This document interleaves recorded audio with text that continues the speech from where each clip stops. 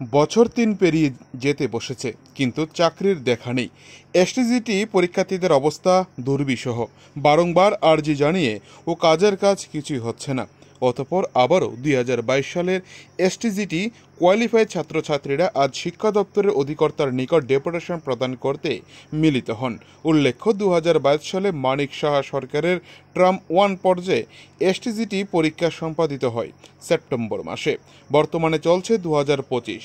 এখন অবধি তাদের নিয়োগ সংক্রান্ত কোনো বিজ্ঞপ্তি জারি করেনি রাজ্য সরকার।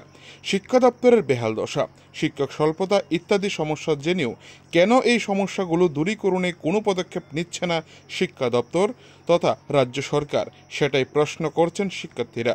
পরীক্ষায় ১৬১৯ জন কোয়ালিফাইড ছাত্রছাত্রীদেরকে অতি সত্বর নিয়োগ করে এই দীর্ঘমেয়াদী সমস্যা সমাধানের দাবি জানিয়ে আবারও এদিন অধিকর্তার নিকট মেমোরেন্ডাম প্রদান করে তারা। এ নিয়ে কি বলছে তারা শুনুন। আগরতলা থেকে নিজস্ব প্রতিনিধির রিপোর্ট, টিভি 100 বাংলা। আমি এসটিজিটি 2022 ক্যান্ডিডেট।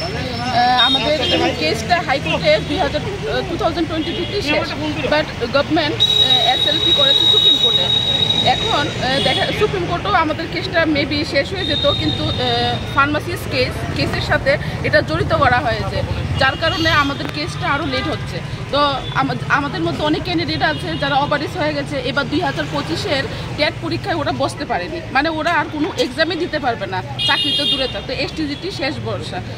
তার জন্য সিএম স্যারের কাছে অনুরোধ থাকবে যে আপনারা কাইন্ডলি প্লিজ আমাদের যারা আছি সবাই, সব ক্যান্ডিডেটকে যেন একসাথে নিয়োগ করা হয় মানবিক দৃষ্টিভঙ্গি দিক দিয়ে। আরেকটা কথা হলো, আমাদের এসটি 230 পোস্টের মধ্যে আমাদের এসটিদের পোস্ট হলো 172 থেকে আমাদের এসটির পোস্ট একটাও যেন না কমে, কারণ নোটিফিকেশনে আমরা 172 দেখে আমরা এক্সাম দিয়েছিলাম, যার জন্য আমরা